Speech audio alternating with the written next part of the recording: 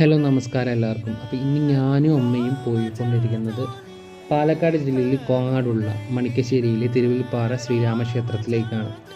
ഇന്ന് കർക്കിടക മാസം 12-ാം തീയതി ക്ഷേത്രത്തിൻ്റെ ഒരു വിശിഷ്ട ദിവസമാണ്. അപ്പോൾ ഈ ഒരു ക്ഷേത്രം സ്ഥിതി ചെയ്യുന്നത് ഒരു പാറയുടെ മുകൾ ഭാഗത്തായിട്ടാണ്.